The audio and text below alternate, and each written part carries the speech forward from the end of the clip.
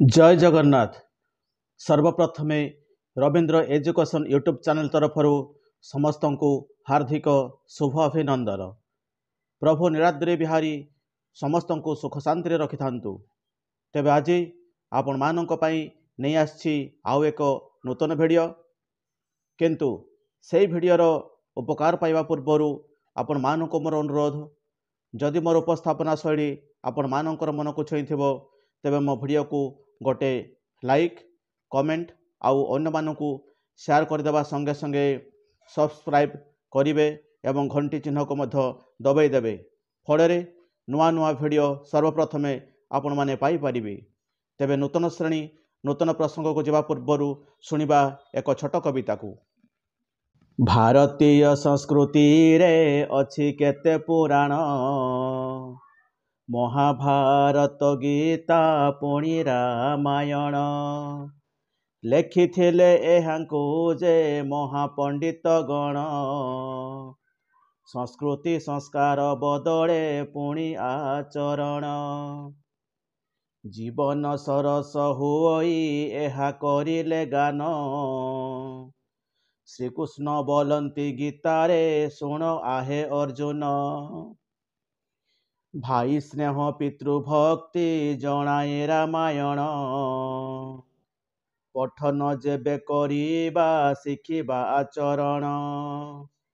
भाई स्नेह पितृभक्ति जणाए रामायण, पठन जेबे करिबा शिखिबा आचरण। ताहेले पिला माने कहिलो, ऋषि वाल्मीकि संस्कृत भाषा रे कोन रचना करिथिले? कौन कहल? रामायण। शाबाश, धन्यवाद। से संस्कृत भाषा रे रामायण रचना करथिले। तबे परवर्ती प्रश्न, राजा दशरथ रामचंद्र सीता को कहानी क्यों पुराण तुम जानी थाओ? कौन कहल? रामायण। शाबाश, ठीक उत्तर दैछ पिला माने। तबे राजा दशरथ रामचंद्र सीता को कहानी आमे रामायण पुराण रु जानी थाउ। ठीक कहिछ, धन्यवाद पिला माने। तबे आज तुम सप्तम श्रेणी साहित्य सौरभ पुस्तकर गद्य विभागर प्रथम प्रसंग रामायण कथा विषय रे आलोचना करिबा। तबे ता पूर्वरु एही प्रसंगर लेखक किए, केउठी जन्मग्रहण करथिले, कौन कौन पुस्तक रचना करथिले इत्यादि इत्यादि विषय रे प्रथम आमे जानि नबा। रामायण कथा प्रसंगर लेखक हेउछंती मधुसूदन राव। तांकु भक्त कवि बोली कुहा जाए। से 1853 मसीहा जानुआरी मास 29 तारिख माता विद्यादायिनी सरस्वती पूजा दिन एक शुभ बेलारे पुरी जिल्ला रे जन्मग्रहण करथिले। तांको पिता भागीरथी राव और माता अंबिका बाई थिले। भक्त कवि मधुसूदन राव जड़े आदर्श शिक्षक थिले एवं ओडिया साहित्यर आधुनिक जुगर आद्य कालर जड़े प्रमुख स्रष्टा मध्य थिले। भारतीय आध्यात्मिक दर्शन, वैदिक चिंताधारा और आदर्शर पुनः प्रतिष्ठा पाई बहु प्रबंध और कविता रचना करथिले। से एक सुंदर कविता लिखिथिले, ताहा होछि, पर दुख देखी कांदे जा पराण, महत मणिष सेई। पर दुख देखी कांदे जा पराण, महत मणिष सेई। परहित लागी दिए जे जीवन, ताठारु बड़ के नाही। पर दुख देखी कांदे जा पराण, महत मणिष सेई। वास्तव में भक्त कवि मधुसूदन राव एहीपरि हृदयस्पर्शी कविता मान लेखि आम साहित्य संस्कृति को समृद्ध करिसंती। कवितावली, बसंत गाथा, साहित्य कुसुम एवं साहित्य प्रसंग इत्यादि लेखकंकर जनप्रिय पुस्तक। तांको रचित वर्णबोध प्रत्येक ओडियांक घरे घरे सुपरिचित।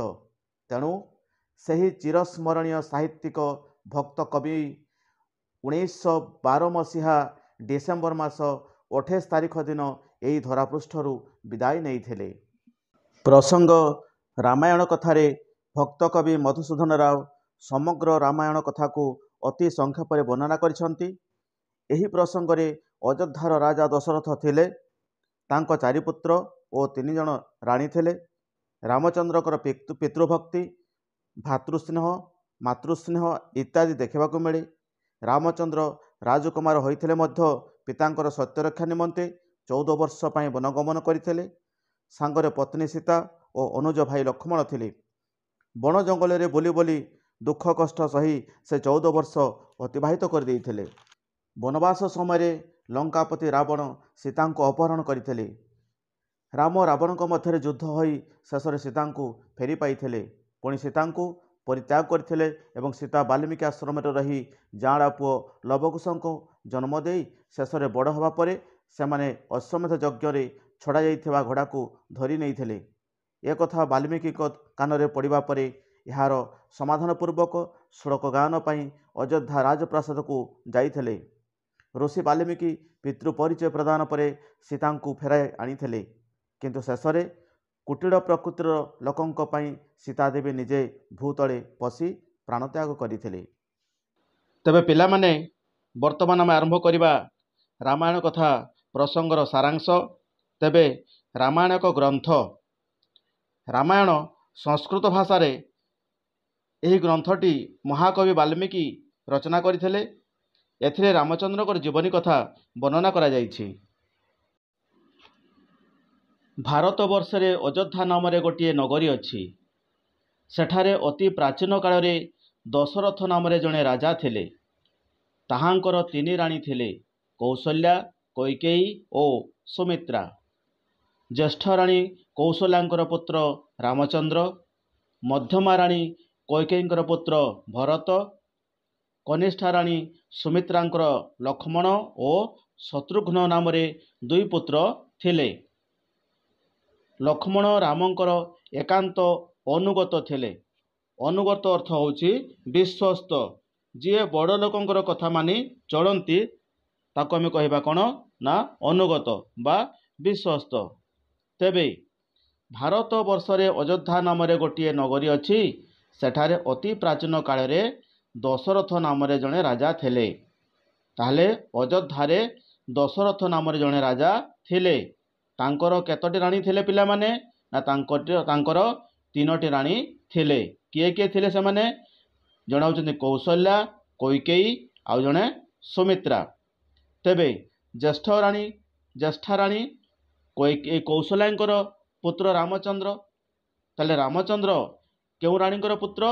ନା ଜ୍ୟେଷ୍ଠା ରାଣୀ କୌଶଲ୍ୟାଙ୍କର ପୁତ୍ର ହେଉଛନ୍ତି ରାମଚନ୍ଦ୍ର। ମଧ୍ୟମା ରାଣୀ ହେଲେ କିଏ? ନା କୈକେୟୀ। ତାଙ୍କର ଗୋଟିଏ ପୁତ୍ର ଥିଲେ, ତାଙ୍କ ନାମ ଥିଲା କ'ଣ? ନା ଭରତ। ଠିକ୍ ସେହିପରି କନିଷ୍ଠା ରାଣୀ ସୁମିତ୍ରାଙ୍କର ଲକ୍ଷ୍ମଣ ଓ ଶତ୍ରୁଘ୍ନ ନାମରେ 2 ପୁତ୍ର ଥିଲେ। ବୁଝିପାରୁଥିବ ପିଲାମାନେ? ଲକ୍ଷ୍ମଣ ରାମଙ୍କର ଏକାନ୍ତ ଅନୁଗତ ଥିଲେ। ତାହେଲେ କିଏ କାହାର ଅନୁଗତ ଥିଲେ? ଲକ୍ଷ୍ମଣ ରାମଙ୍କର ଏକାନ୍ତ ଅନୁଗତ ଥିଲେ, ଏକାନ୍ତ ବିଶ୍ୱସ୍ତ ଥିଲେ। ସେ ସଦାସର୍ବଦା ରାମଚନ୍ଦ୍ରଙ୍କର କଥାକୁ ମାନି ଚଳୁଥିଲେ। ଏବଂ ଶତ୍ରୁଘ୍ନ ଭରତଙ୍କର ଅତିଶୟ ଅନୁଗତ ଥିଲେ। କିନ୍ତୁ ଭରତଙ୍କର ଅତିଶୟ ଅନୁଗତ। 4 ଭାଇଙ୍କ ମଧ୍ୟରେ ଗଭୀର ସ୍ନେହ ଥିଲା ଏବଂ ରାମଙ୍କୁ ସମସ୍ତେ ଅତ୍ୟନ୍ତ ସ୍ନେହ ଏବଂ ଭକ୍ତି କରୁଥିଲେ। 4 ଭାଇ ମଧ୍ୟରେ ତାଙ୍କର କ'ଣ ଥିଲା? ନା ଗଭୀର ସ୍ନେହ ମମତା ଥିଲା। ସେଥିମଧ୍ୟରୁ ରାମଙ୍କୁ ସମସ୍ତେ ଅନେକ ସ୍ନେହ ଆଦର କରୁଥିଲେ। ରାଜା ଦଶରଥ କ୍ରମେ ବୃଦ୍ଧ ହୋଇ ପଡ଼ିବାରୁ ସେ ରାମଙ୍କୁ ରାଜ୍ୟ ଦେଇ ଅବସର ଗ୍ରହଣ କରିବା ପାଇଁ ସଂକଳ୍ପ କଲେ। ଧୀରେ ଧୀରେ ସମୟ ଅତିକ୍ରାନ୍ତ ହୋଇଗଲା। ରାଜା ଦଶରଥ ଧୀରେ ଧୀରେ ବୃଦ୍ଧ ହୋଇଗଲେ, ବୁଢ଼ା ହୋଇ ପଡ଼ିଲେ। ତେଣୁ ସେ ସିଦ୍ଧାନ୍ତ ନେଲେ ଯେ ରାମଙ୍କୁ ରାଜ୍ୟ ଦେଇ ସେ ଅବସର ଗ୍ରହଣ କରିବେ। ତେଣୁକରି ରାଜା ଦଶରଥ କ'ଣ କଲେ? ନା ରାମଚନ୍ଦ୍ରକୁ ରାଜ୍ୟଭାର ଦେଇ ସେ ନିଜେ ଅବସର ଗ୍ରହଣ କରିବେ ବୋଲି ସଂକଳ୍ପ କଲେ। କେଡ଼େ ସୁନ୍ଦର ଦେଖ ରାଜ ଅଭିଷେକ ଜ୍ୟେଷ୍ଠ ରାମର, କେଡ଼େ ସୁନ୍ଦର ଦେଖ ରାଜ ଅଭିଷେକ ଜ୍ୟେଷ୍ଠ ରାମର। ନାଚି ହୁଅନ୍ତି ଖୁସି ସବୁ ଅଯୋଧ୍ୟାବାସୀ, ନାଚି ହୁଅନ୍ତି ଖୁସି ସବୁ ଅଯୋଧ୍ୟାବାସୀ। ଆୟୋଜନ କରନ୍ତି ହଇଣ ଓ ଧୀର, କେଡ଼େ ସୁନ୍ଦର ଦେଖ ରାଜ ଅଭିଷେକ ଜ୍ୟେଷ୍ଠ ରାମର। କେଡ଼େ ସୁନ୍ଦର ଦେଖ ରାଜ ଅଭିଷେକ ଜ୍ୟେଷ୍ଠ ରାମର। ରାମଙ୍କୁ ରାଜା କରିବା ପାଇଁ ନାନା ଆୟୋଜନ ହେବାକୁ ଲାଗିଲା। ରାମଙ୍କୁ ରାଜା କରିବା ପାଇଁ ନାନା ପ୍ରକାରର ଆୟୋଜନ ହେବାକୁ ଲାଗିଲା। ରାମଙ୍କର ନାନା ସଦ୍ଗୁଣ ଦେଖି ପ୍ରଜାମାନେ ତାଙ୍କ ପ୍ରତି ଅନୁରକ୍ତ ଥିଲେ। ଅନୁରକ୍ତ କହିଲେ ପିଲାମାନେ ପ୍ରିୟ ଥିଲେ। ଅନୁରକ୍ତ କହିଲେ କ'ଣ? ପ୍ରିୟ ଥିଲେ ବା ଅନୁରାଗୀ ଥିଲେ।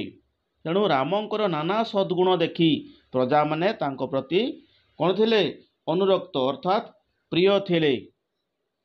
ସୁତରାଂ ତାହାଙ୍କର ଅଭିଷେକ ଉତ୍ସବ ବାର୍ତ୍ତା ପ୍ରଚାରିତ ହେବା କ୍ଷଣି ସେମାନଙ୍କର ଆନନ୍ଦର ସୀମା ରହିଲା ନାହିଁ।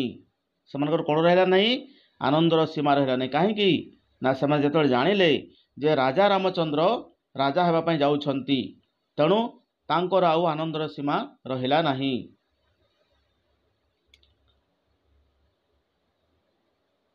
ଏହି ସମୟରେ ଦଶରଥଙ୍କର ମଧ୍ୟମା ରାଣୀ ମହାବିପଦ ଘଟାଇଲେ। ଏହି ସମୟରେ କ'ଣ ହେଇଛି ଘଟଣା? ଦଶରଥଙ୍କର ମଧ୍ୟମା ରାଣୀ ମହାବିପଦ ଘଟାଇଲେ। କ'ଣ କଲେ ସେ? ନା ସେ ପୂର୍ବେ ଏକଦା ପ୍ରାଣପଣେ ସେବା କରି ଦଶରଥଙ୍କୁ ମୃତ୍ୟୁ ମୁଖରୁ ରକ୍ଷା କରିଥିଲେ। କ'ଣ କରିଥିଲେ ସିଏ? ନା ଥରେ ରାଜା ଦଶରଥଙ୍କର ସେବା ଶୁଶ୍ରୂଷା କରି ତାଙ୍କୁ ମୃତ୍ୟୁ ମୁଖରୁ ରକ୍ଷା କରିଥିଲେ। ସେତେବେଳେ ରାଜା ତାହାଙ୍କ ପ୍ରତି ଅତିଶୟ ସନ୍ତୁଷ୍ଟ ହୋଇ ଅତି ଖୁସି ହୋଇ 2ଟି ବର ଦେବେ ବୋଲି ଅଙ୍ଗୀକାର କରିଥିଲେ। ଅଙ୍ଗୀକାର ଅର୍ଥ ହେଉଛି କ'ଣ? ନା ଶପଥ କରିବା। ତେଣୁ ରାଜା ସେତେବେଳେ କ'ଣ କରିଥିଲେ? ନା 2ଟି ବର ଦେବା ପାଇଁ ଶପଥ କରିଥିଲେ। କିନ୍ତୁ କୈକେୟୀ ଆଜି ଯାଏଁ କୌଣସି ବର ମାଗି ନଥିଲେ। କିନ୍ତୁ ଆଜି ପର୍ଯ୍ୟନ୍ତ କୈକେୟୀ କୌଣସି ବର ରାଜାଙ୍କୁ ମାଗି ନଥିଲେ। ରାମ ରାଜା ହେବେ ଏ କଥା ଶୁଣି ମନ୍ଥରା ନାମରେ ଜଣେ ଦୁଷ୍ଟା ଦାସୀର କୁମନ୍ତ୍ରଣାରେ ପଡ଼ି କୈକେୟୀ ହଠାତ୍ 2ଟି ନିଷ୍ଠୁର ବର ମାଗି ବସିଲେ। ଯେତେବେଳେ ରାଣୀ ଜାଣିପାରିଲେ ଯେ ରାମଚନ୍ଦ୍ର ରାଜା ହେବା ପାଇଁ ଯାଉଛନ୍ତି, ଏ କଥା ଶୁଣି ସାରିଲା ପରେ ମନ୍ଥରା ନାମରେ ଜଣେ ଦୁଷ୍ଟା ଦାସୀଙ୍କର କୁମନ୍ତ୍ରଣାରେ ପଡ଼ିଗଲେ। କିଏ ପଡ଼ିଗଲେ? ନା ରାଣୀ କୈକେୟୀ। ତେଣୁ ଦାସୀଙ୍କର କୁମନ୍ତ୍ରଣାରେ ପଡ଼ି କୈକେୟୀ କ'ଣ କରିଛନ୍ତି? ନା ହଠାତ୍ କରି ରାଜାଙ୍କ ପାଖକୁ ଯାଇଛନ୍ତି ଏବଂ ନିଷ୍ଠୁର ବର 2ଟି ମାଗି ବସିଛନ୍ତି। ଗୋଟିଏ ବର ଏହି ଯେ ଭରତ ରାଜା ହୁଅନ୍ତୁ। ଗୋଟିଏ ବର କ'ଣ ମାଗିଲେ? ଭରତ ରାଜା ହୁଅନ୍ତୁ। ଏବଂ ଅପର ବର ଏହି ଯେ ରାମ 14 ବର୍ଷ ନିମିତ୍ତ ବନକୁ ନିର୍ବାସିତ ହୁଅନ୍ତୁ। ରାମ 14 ବର୍ଷ ପାଇଁ ବନକୁ ଗମନ କରନ୍ତୁ ବୋଲି ରାଣୀ କୈକେୟୀ ରାଜା ଦଶରଥଙ୍କ ପାଖରୁ କ'ଣ ମାଗିଲେ? ନା ବର ମାଗିନେଲେ। ସତ୍ୟପରାୟଣ ଥିଲେ ଦଶରଥ ରାଜନ, ନ ପାରିଲେ ଭଙ୍ଗ କରି ଦେଇଥିବା ବଚନ। ତେଣୁ ରାମ ଗଲେ ବନ, ଭରତ ହେଲେ ରାଜନ। ଘରେ ଘରେ ଶୋଭିଲାଣି ସଭିଙ୍କ କ୍ରନ୍ଦନ। ଦଶରଥ ଅତ୍ୟନ୍ତ ସତ୍ୟପରାୟଣ ଥିଲେ। ସେ କିପରି ରାଜା ଥିଲେ? ନା ଅତ୍ୟନ୍ତ ସତ୍ୟପରାୟଣ ରାଜା ଥିଲେ। ସେ କେବେ ହେଁ ସତ୍ୟ ଭଙ୍ଗ କରିନଥିଲେ। ସେ ପୂର୍ବେ 2ଟି ବର ଦେବେ ବୋଲି अंगीकार करथिले वर्तमान ताहा लंघन करि न पारिले। किए न करि पारिले ना राजा राजा दशरथ दुईटी बर देवाई जेहेतु कथा देइथिले रानी को सेतेबेले बा मना करि पारिथान्ते केमिति तेणु से आउ लंघन करि पारिले नाही। सुतरां रामन को वनगमन करबाकू हेला अर्थात रामन को वनगमन करबाकू हेला। राज्यर समस्त लोक एही संवाद रे हाहाकार करबाकू लागिले। कौन करबाकू लागिले ना राज्यर समस्त लोक हाहाकार करबाकू लागिले कांदीबाकू लागिले। काहे कांदीबाकू लागिले पिला माने ना जेतेबेले से शुणिले जे रामचंद्र 14 वर्ष पई वनगमन करिवे एवं भरत राजा हेबे एई कथा शुणी राज्यर राज्यवासी माने समस्ते हाहाकार करबाकू लागिले एवं घरे घरे क्रंदनर रड़ उठिला। समस्ते प्रत्येक घरे खाली कांदिबा आरंभ कले। प्रत्येक घरे से कौन कले ना कांदिबा आरंभ करदेले। राम मिथिला राज्यर अधिपति जनकंकर कन्या परमा सुंदरी सर्वगुणालंकृता सीता को विवाह करथिले। ताहले सर्वगुणालंकृता कहले पिला माने कोन ना जहा निकटरे समस्त सुगुण परिवर्तित थाए बा परिपूर्ण थाए। जहांको निकटरे समस्त प्रकार गुण संपूर्ण होइकरी थाए बा परिपूर्ण होइकरी थाए। जेपरिकी सती सीतांकर सबु प्रकार गुण थिला तेणु आमे तांकू सर्वगुण संपन्न बोली मध्य कहि परिबा। तेणु राम मिथिला राज्यर अधिपति जनकंकर कन्या। ताले सीता कहार झियो थिले जनकंकर झियो थिले परम सुंदरी थिले। तेणु सेई सीता को विवाह करथिले। राम वन जीवे शुणी सीता एवं लक्ष्मण ताहांको संगरे जीवा पई प्रार्थना कले। किए कि जीवा पई ना रामंको खबर जेतेबेले जानिले जे रामचंद्र 14 वर्ष पई वनगमन करुछंती सेतेबेले सीता एवं लक्ष्मण मध्य कहिले कोन जे आमे मध्य तुमरी सांगरे जीवु। से बारंबार बारण कले हैं सेमाने तांको संगरे वन को प्रस्थान कले। रामचंद्र सेमानकु जेते मना कले मध्य सेमाने आउ बारण मानिले नाही। शेषरे रामचंद्र सीता एवं लक्ष्मण वन को प्रस्थान कले। प्रियतम पुत्र रामंकर वनवास कष्ट कथा भाड़ी भाड़ी दशरथ प्राण त्याग कले। एपटे कौन घटना पिला माने ना जेतेबेले रामचंद्र वनवास चली गले राजा दशरथ आउ संभाड़ी पारिले नाही। शेषरे तांकर प्राण त्याग हो गला। भरत ए समय रे मातृलालय थिले। मातृलालय कहले मामू घरे थिले। रामंकर वनवास संवाद पाई से अयोध्या को आसी देखिले जे गभीर शोकर छाया अयोध्या को अंधकारमय करी रखी अछि। जेतेबेले से अयोध्या को फेरी आसिले समस्ते कांदु थांती समस्तंकर आखिरे लुह झरुछि। तेणु कहा जाइछि जे अयोध्या नगरी गभीर शोकर छाया अंधकारमय करी रखिछि। व्यथित चित्तरे भरत रामन को गृह को लेउटाई आनिबा निमित्त वन को गमन कले। कौन कले भरत ना रामन को गृह को लेउटाई आनिबा निमंते वन को गमन कले। चित्रकूट पर्वत रे उपस्थित होई भरत देखिले जे राम सेठारे राजवेश त्याग करी ऋषि कुमारंक परी दीन भावरे जीवन यापन करुछंती। तेबे भरत कौन कले ना रामन को खोजी खोजी वनगमन कले एवं शेषर देखले जे रामचंद्र चित्रकूट पर्वत रे उपस्थित होइछंती एवं सेठारे से राजवेश परित्याग करी ऋषि कुमारंक वेश परि से परिधान करिछंती एवं अति दीन भावरे से जीवन यापन करुछंती। भरत रामंकर चरण धरी गृह को लेउटवा निमित्त व्याकुल भावरे बारंबार प्रार्थना कले। आउ कहिले भाई तुमे मो सहित अयोध्या फेरी चलो। भाई तुम बिना अयोध्या श्रीहीन हो जाइछि। तुम बिना पिता शय्याशायी हो जाइछंती। तुम बिना अयोध्या नगरवासी आखिर लुह सुखु नाही। भाई तुमे फेरी चलो। भाई तुमे फेरी चलो। तुम राज सिंहासनर भार तुमे निजे संभाली नियो भाई। मु तो तुमर दासटीए, मो मुंडरे एते बड़ बोझ लदी देई तुमे चली जाओ ना भाई, तुमे चली जाओ ना। मते बहुत कष्ट लागुची भाई, मते बहुत कष्ट लागुची। तुम बिना ए भरत केबे बंची पारिबनी भाई। मु तुम चरण तले रही सेवा करने को चाहे, मु राजा हेबाकू चाहे नाही भाई, मु राजा हेबाकू चाहे नाही।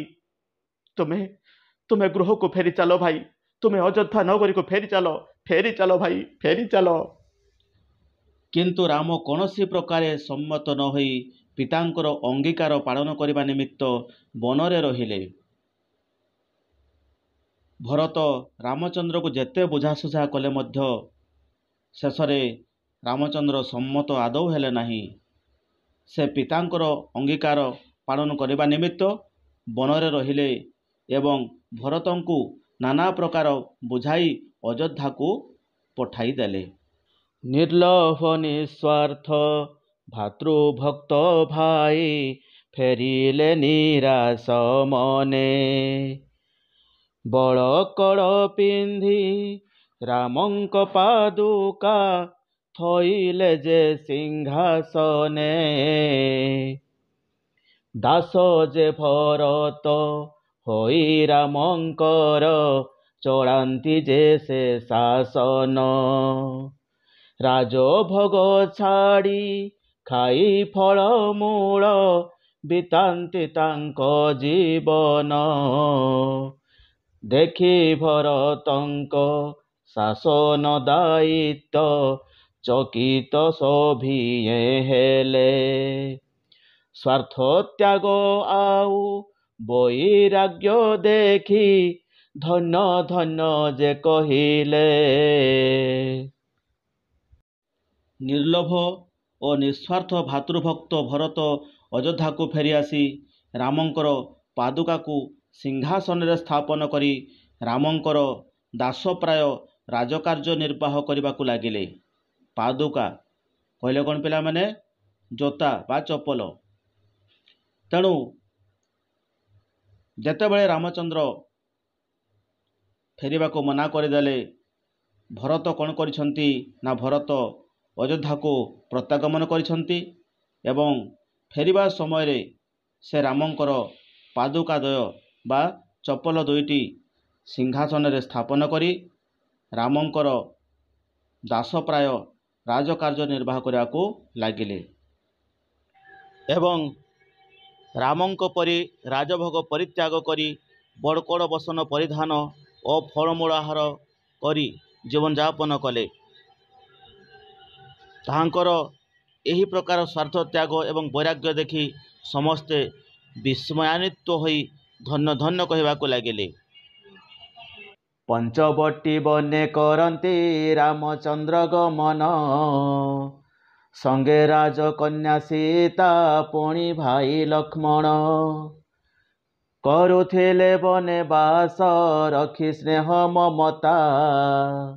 नथिला तांकरी मनरे दुख कष्ट ओ व्यथा। तदनंतर रामचंद्र पंचवटी वन को गमन करी सेठारे बास कले।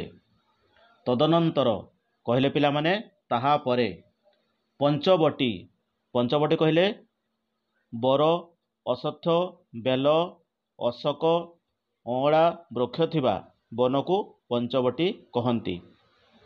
यह एक पौराणिक जुगर अरण्य। तेबे तापरे बा ताहा परे रामचंद्र पंचवटी वन को गमन करी सेठारे बास कले। राम और सीता राजपुत्र और राजकन्या हेले हैं सेमानंकर परस्पर मध्यरे एपरि स्नेह थिला जे सेमाने वनवास कष्ट को कष्ट बोली मणि नथिले। पंचवटी रे किछि दिन बास कला उत्तारु उत्तारु कहले परे अर्थात पंचवटी रे किछि दिन बास कला परे दिने राम और लक्ष्मण मृगयार्थ वन को जाइथिबा समय रे लंकार राजा रावण आसी सीता को हरण करी नहीं गला। किए नहीं गला ना लंकार राजा रावण सीता को आसी अपहरण करी नहीं गला। दुर्मति रावण सीता को ताहार राणी करने निमंते ପ୍ରଲୋଭନ ଦେଖାଇ ନାନା ପ୍ରକାର ଚେଷ୍ଟା କରିଥିଲା। ଦୁର୍ମତି ଦୁର୍ମତି କହିଲେ ତୁମର ପିଲାମାନେ କ'ଣ ନା ଦୁଷ୍ଟ ଲୋକ, ମନ୍ଦମତି ଲୋକ। ତେଣୁ ରାବଣ ଦୁଷ୍ଟ ପ୍ରକୃତିର ଲୋକ ଥିଲେ।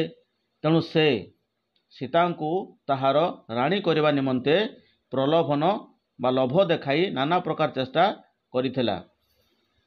କିନ୍ତୁ ମହାସତୀ ସୀତା ତାର ପ୍ରଲୋଭନରେ ଭୁଲି ନଥିଲେ। ତହୁଁ ନିଷ୍ଠୁର ରାବଣ ତାଙ୍କୁ ବହୁ କଷ୍ଟ ଦେଲା। କିନ୍ତୁ ସୀତା କୌଣସି ପ୍ରକାରେ ତାହାର ଅନୁଗତା ହେଲେ ନାହିଁ। କେବଳ ରାମଙ୍କୁ ସର୍ବଦା ଧ୍ୟାନ କରି ସେହି ଭୀଷଣ ରାକ୍ଷସପୁରୀରେ ଦିନଯାପନ କରିଥିଲେ। ଫେରି ରାମଚନ୍ଦ୍ର ମୃଗୟାରୁ ଯେବେ ସୀତାଙ୍କୁ ଯେ ନ ପାଇଲେ, ଆରେ ଭାଇ ସୀତାଙ୍କୁ ଯେ ନ ପାଇଲେ, ଶୋକାତୁର ହୋଇ ଏଣେ ତେଣେ ବୁଲି ଅନୁସନ୍ଧାନେ ଲାଗିଲେ। ରାମଚନ୍ଦ୍ର ମୃଗୟାରୁ ଫେରି ଆସି ସୀତାଙ୍କୁ ଦେଖିବାକୁ ନ ପାଇ ଶୋକରେ ଅଧୀର ହୋଇ ନାନା ସ୍ଥାନରେ ତାହାଙ୍କର ଅନୁସନ୍ଧାନ କରିବାକୁ ଲାଗିଲେ। କିନ୍ତୁ ତାହାଙ୍କୁ ନ ପାଇବାରୁ କିଷ୍କିନ୍ଧାର ରାଜା ସୁଗ୍ରୀବଙ୍କ ସଙ୍ଗରେ ମିତ୍ରତା କରି ତାହାଙ୍କର ଅନୁଚରମାନଙ୍କୁ ସୀତାଙ୍କର ଅନୁସନ୍ଧାନାର୍ଥ ଦେଶ ଦେଶାନ୍ତରକୁ ପଠାଇଲେ। ତେଣୁ କ'ଣ ଲେଖା ହେଇଛି ପିଲାମାନେ ଦେଖ, କିଷ୍କିନ୍ଧା। କିଷ୍କିନ୍ଧା କହିଲେ କ'ଣ? ଦାକ୍ଷିଣାତ୍ୟର ଏକ ପ୍ରାଚୀନ ଅଞ୍ଚଳ। ଏହାର ରାଜା ବାଡ଼ି ଥିଲେ। ତେଣୁ କିଷ୍କିନ୍ଧାର ରାଜା ସୁଗ୍ରୀବଙ୍କର ସଙ୍ଗରେ ମିତ୍ରତା କରି ତାହାଙ୍କର ଅନୁଚରମାନଙ୍କୁ ସୀତାଙ୍କର ଅନୁସନ୍ଧାନାର୍ଥେ ଦେଶ ଦେଶାନ୍ତରକୁ ପଠାଇଲେ। କିଏ ପଠାଇଲେ? ନା କିଷ୍କିନ୍ଧାର ରାଜା ବାଡ଼ି। କିଷ୍କିନ୍ଧାର ରାଜା ସୁଗ୍ରୀବଙ୍କ ସଙ୍ଗରେ ମିତ୍ରତା କରି ତାହାଙ୍କର ଅନୁଚରମାନଙ୍କୁ ସୀତାଙ୍କର ଅନୁସନ୍ଧାନାର୍ଥେ ଦେଶ ଦେଶାନ୍ତରକୁ ପଠାଇଲେ। ସୁଗ୍ରୀବଙ୍କର ଅନୁଚର ବୀର ହନୁମାନ ଲଙ୍କାଦ୍ୱୀପରେ ସୀତାଙ୍କର ଥିବାର ସମ୍ବାଦ ଆଣି ରାମଙ୍କୁ ପ୍ରଦାନ କଲେ। ସୁଗ୍ରୀବ ଓ ତାହାଙ୍କର ଅନୁଚରମାନଙ୍କୁ ଘେନି ରାମ ଓ ଲକ୍ଷ୍ମଣ ସେତୁ ଦ୍ୱାରା ସମୁଦ୍ର ପାର ହୋଇ ଚାରୁ ହର୍ମଶାଳିନୀ ଉପବନ ସଭିତା ଲଙ୍କାପୁରୀକୁ ଅବରୋଧ କଲେ।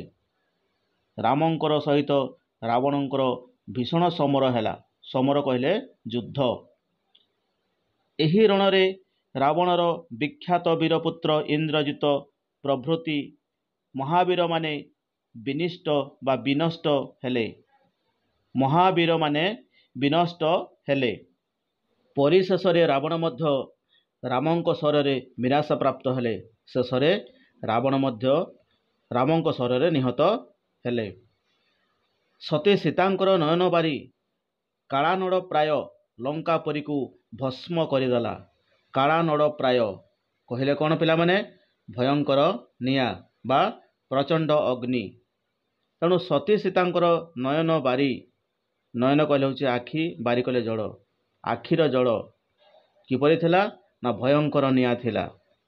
ସତୀ ସୀତାଙ୍କର ଆଖିର ପାଣି ଭୟଙ୍କର ନିଆଁ ସଦୃଶ ଥିଲା, ଯାହାଫଳରେ ଲଙ୍କାପୁରୀକୁ ଭସ୍ମ କରିଦେଇଥିଲା। ରାମ ଓ ଲକ୍ଷ୍ମଣ ଆଣନ୍ତି ସୀତାଙ୍କୁ ଅଯୋଧ୍ୟା ନଗରୀକୁ ରେ। ପୁରବାସୀ କଲେ ଆନନ୍ଦ ଉଲ୍ଲାସ, ନାଚି ମହା ଆନନ୍ଦରେ। ଶତ୍ରୁଘ୍ନ ଭରତ କରି ପ୍ରଣିପାତ କରନ୍ତି ଅଭ୍ୟର୍ଥନାରେ। ଗୃହେ ଘେନି ଗଲେ ମାତା ସୀତାଙ୍କୁ ଯେ, ଗୃହେ ଘେନି ଗଲେ ମାତା ସୀତାଙ୍କୁ ଯେ। କରି ସଭିଏ ବନ୍ଦନାରେ, କରି ସଭିଏ ବନ୍ଦନା, କରି ସଭିଏ ବନ୍ଦନାରେ, କରି ସଭିଏ ବନ୍ଦନା। ରାମ ଓ ଲକ୍ଷ୍ମଣ ସୀତାଙ୍କୁ ଘେନି ଅଯୋଧ୍ୟା ପ୍ରତ୍ୟାଗମନ କଲେ। ସେମାନଙ୍କର ପ୍ରତ୍ୟାଗମନରେ ପୁରବାସୀମାନେ ଆନନ୍ଦ ଉତ୍ସବ କରିବାକୁ ଲାଗିଲେ। ଭରତ ଓ ଶତ୍ରୁଘ୍ନ महानंदरे राम सीता को अभ्यर्थना करी गृह को घेनीगले। कौशल्या और सुमित्रांकर चक्षु आनंदरे अश्रुवर्षण करने को लगिला। कैकेयी रामंक प्रति निजर दुर्व्यवहार विषय स्मरण करी लज्जित हो रही थे। तेबे कैकेयी रामंक प्रति निजर दुर्व्यवहार विषय स्मरण करी लज्जित हो रही थे। राम से समस्त भूली जाई ताहांक पाद वंदना करी यथाचित भक्ति प्रकाश कले। किए भक्ति प्रकाश कले ना रामचंद्र। राम राज्यभार ग्रहण करी प्रजा मानंकु परम सुखरे पालन कले। तापरे पुणी आउ थरे राजा अयोध्यार राजा हेले एवं प्रजा मानंकु परम सुखरे पालन करि चलिले। एहीपरि किछि दिन गत हेला उत्तारु दिने राम शुणिले जे सीता देवी रावण गृह थिले बोली प्रजा माने ताहांकर निंदा करुछंती। दिने रामचंद्र कौन शुणिले जे लोक माने कथा होउछंती सीता देवी रावण गृह थिले बोली प्रजा मानकर तांको मन कौन आसुची ना गोटे संदेह आसुची। यही कथा शुणी राम अत्यंत व्यथित हेले। से जानिथिले जे सीतांकर चरित्र निष्कलंक अटे। तथापि प्रजारंजन करिबा राजांकर धर्म। तेणु जेतेबेले प्रजा माने कथा भावुछंती तेणु राजा होई करिबा बा कोन। तेणु प्रजा कथा तो मानिबा पाई पड़िबो। से दृष्टि यह विचार करी से निजर सुख शांति विसर्जन करी अंतसत्त्वा सीता को वर्जन कले। सेतेबेले सीता अंतसत्त्वा थिले, गर्भवती थिले। तथापि लोकमानंकर एपरी टाहुली टापरा कथा शुणी निजर अंतसत्त्वा सीता को वर्जन करथिले। लक्ष्मण भ्रातांकर आदेश रे सीता को संगरे घेनी महर्षि वाल्मीकि तपोवन रे रखी आसिले। महर्षि सीता को निज कन्यातुल्य स्नेह पालन कले। तेबे लक्ष्मण भ्रातांकर आदेश रे सीता को संगरे घेनी महर्षि वाल्मीकि तपोवन रे रखी आसिले। किए रखी आसिले ना लक्ष्मण।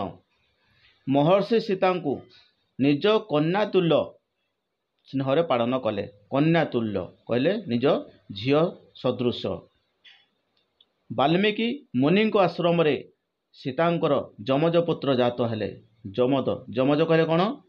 जमज पुत्र कहले जाड़ा पुओ।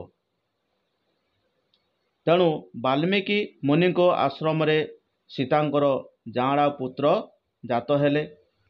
वाल्मीकि एही दुई शिशु को कुश और लव नाम देले। कौन नाम देले? कुश एवं लव। सेमानंकु धनुर्विद्या और राजधर्म विषय शिखाई से राम और सीता विषय महाकाव्य रचना करी सेमानंकु ताहा गाइबाकु शिखाइले। किए शिखाइले? महर्षि वाल्मीकि। काहाकु? कुश एवं लवकु। तदनंतर रामचंद्र अश्वमेध यज्ञ अनुष्ठान करने को संकल्प कले। धर्मपत्नी बिना ए यज्ञ साधित हुए नहीं बोली ताहांकर पात्र मित्र माने द्वितीय बार विवाह करने निमित्त बारंबार अनुरोध करथिले। तापरे रामचंद्र कौन कले ना अश्वमेध यज्ञ अनुष्ठित करने को संकल्पबोध कले। किंतु अश्वमेध यज्ञ बिना धर्मपत्नी रे करा जाए नाही बोली तांकर पात्र मित्र माने कहिले एवं राम को कौन कहिले जे आपण द्वितीय बार विवाह करंतु। किंतु रामचंद्र द्वितीय दार परिग्रह न करी, दार अर्थ होची स्त्री बा भारिजा। किंतु रामचंद्र द्वितीय स्त्री परिग्रह न करी माने ग्रहण न करी सीतांकर स्वर्णमयी मूर्ति गठन करी यज्ञानुष्ठान आरंभ कले। तेबे रामचंद्र द्वितीय विवाह न करी द्वितीय पत्नी ग्रहण न करी से कौन कले ना सीतांकर स्वर्णमयी मूर्ति गठन कले। सुनार मूर्ति गठन कले। कहार? सीतांकर।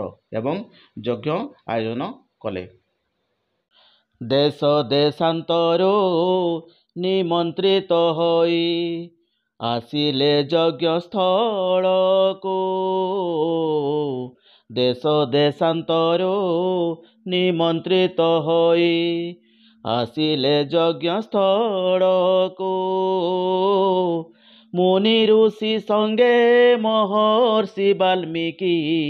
ଆଣିଲେ ଲବକୁଶଙ୍କୁ ହେ ଭାଇ, ଆଣିଲେ ଲବକୁଶଙ୍କୁ। ଆଦେଶ ପାଇଣ ରାମାୟଣ ଗାନ, ଆରମ୍ଭିଲେ କୁଶଲବ। ଆଦେଶ ପାଇଣ ରାମାୟଣ ଗାନ, ଆରମ୍ଭିଲେ କୁଶଲବ। ମଧୁର ଗାନରେ ମୋହିତ ସଭିଏ, ଅରଜିଲେ ଗୌରବ ହେ ଭାଇ, ଅରଜିଲେ ଗୌରବ। ଦେଶ ଦେଶାନ୍ତରରୁ ମୁନି ଋଷିମାନେ ଆମନ୍ତ୍ରିତ ହୋଇ ଯଜ୍ଞସ୍ଥାନକୁ ଆଗମନ କଲେ। କେଉଁମାନେ ଆସିଲେ? ମୁନି ଋଷିମାନେ। କେଉଁଠୁ ଆସିଲେ? ଦେଶ ଦେଶାନ୍ତରରୁ ଆମନ୍ତ୍ରିତ ହୋଇ ଯଜ୍ଞସ୍ଥାନକୁ ଆସିଲେ, ଆଗମନ କଲେ ଅର୍ଥାତ୍ ଆସିଲେ।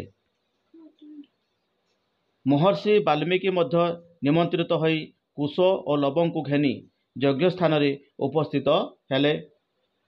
ତେଣୁ ତତ୍ ସଙ୍ଗେ ସଙ୍ଗେ ମହର୍ଷି ବାଲ୍ମୀକି କ'ଣ କଲେ ନା କୁଶ ଏବଂ ଲବଙ୍କୁ ଘେନି ଯଜ୍ଞସ୍ଥାନରେ ପହଞ୍ଚିଲେ ବା ଉପସ୍ଥିତ ହେଲେ। ତାଙ୍କୁ ମଧ୍ୟ ନିମନ୍ତ୍ରଣ କରାଯାଇଥିଲା।